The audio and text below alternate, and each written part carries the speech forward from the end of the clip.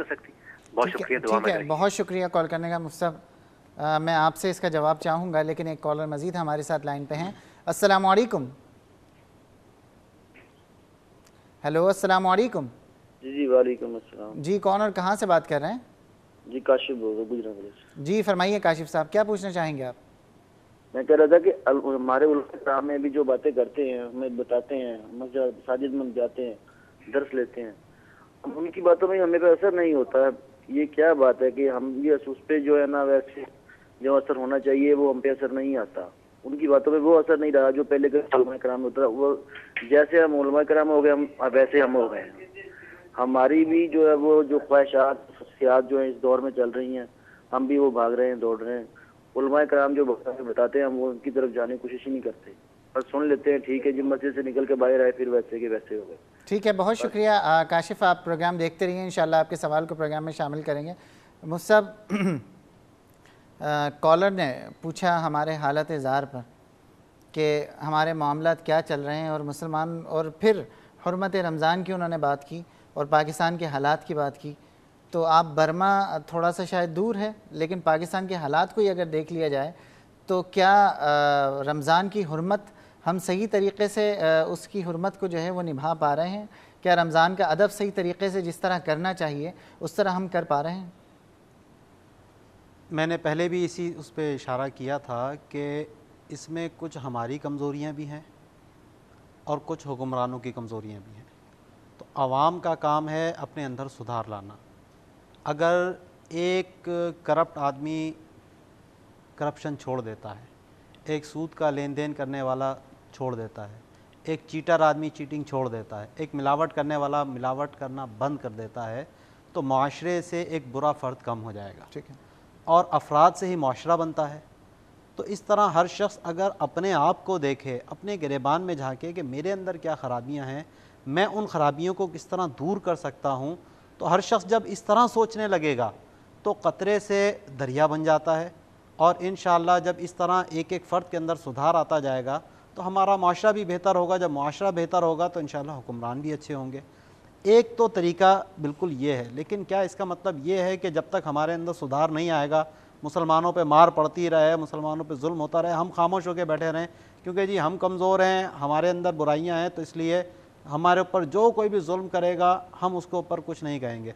आज कितना ही बुरा आदमी क्यों ना हो, उसको कोई बदमाश आकर जो है वो उसके गिरबान को पकड़ ले, उसके घर पे कब्ज़ा करने की कोशिश करे, तो वो बुराई को छोड़कर कहेगा भाई ये मेरा जीने का हक़ है, मेरा ये माल का हक़ है, या आप मुझसे क्यों छीनते हो, ठीक है बुराइयां मेरे अंदर हैं।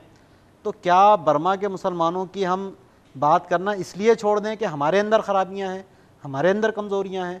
तो ठीक है, हमने इन कमज़ोरियों को भी दूर करना है, ये भी हमारी ज़िम्मेदारी है। माह रमज़ान की हुर्मत का भी हमने ख्याल करना है, और लेकिन इसके साथ साथ मुसलमानों के इज्तिमाई मफादात उसके बारे में भी बात करना ये हर एक की ज़िम्मेदारी है। ठीक, एक कॉलर हमारे साथ मौजूद हैं। अस्सलाम वालेकुम। जी वालेकुम अस्सलाम, क्या हाल है, खैरियत से हो? अल्लाह का करम है। अपना नाम बता दीजिए, कहाँ से, अपने शहर का नाम बता दीजिए। मैं सैयद हकीम बादशाह गुजरावाला से बात कर रहा हूँ। जी फरमाइए। जी मैं ये पूछना चाहता हूँ, और माशाल्लाह बहुत बड़ी बड़ी हस्तियाँ बैठी हैं, अल्लाह इस तरीके से रोज़ाना प्रोग्राम हो तो दिल खुश हो जाता है। बहुत शुक्रिया प्रोग्राम पसंद करने का। अपना सवाल कीजिए। जी मैं ये सवाल करना चाहता हूँ कि ये जो लोग रोजे खाते हैं, सरेआम होटल चलते हैं, इसके बारे में इतनी बड़ी बड़ी तंजीमें, कोई आगे नहीं आता है, कोई बात नहीं करता कि इस तरीके से वट्टे कट्टे होके वो बाजारों में खाने खाते हैं और शर्म नहीं आती उनको। काइंडली इसके बारे में थोड़ा सा बता दे, ताकि गुनाह और जजा सजा के बारे में थोड़ी बता दे कि इनके लिए क्या क्या सजा होनी चाहिए। बहुत शुक्रिया कॉल करने का। कुछ तो आपने बता दिया, इंशाल्लाह कुछ मैं मुफ्ती साहब से पूछूंगा।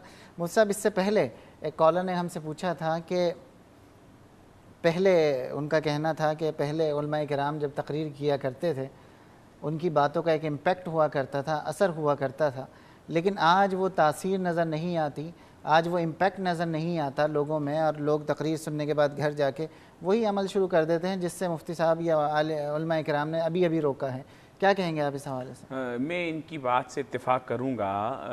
बिल्कुल ऐसा हो रहा है, क्योंकि इसमें भी दो राय नहीं है, मगर इससे ये तासुर लेना कि उलमा और हम में कोई फ़र्क ना रहा, ये गुमान करना नाजायज़ है, गुनाह है, क्योंकि اللہ عز و جل نے فرق فرمایا ہے، اور وہ فرمایا ہے علم کی بنیاد پر، اور قرآن ارشاد فرماتا ہے انما یخشی اللہ من عبادہ العلماء، کہ اللہ سے اس کے بندوں میں وہی ڈرتے ہیں جو علم والے ہیں، اور علم والوں کی تعریف جگہ بجگہ فرمائی، اور فرمایا کیا برابر ہو سکتے ہیں جاننے والے اور نہ جاننے والے؟ یعنی برابر نہیں ہو سکتے، قرآن نے فرمایا۔ احادیث طیبات میں بھی اسی طرح آیا کہ علماء کی قلم کی سیاہی شہید کے خون سے تولی جائے گی۔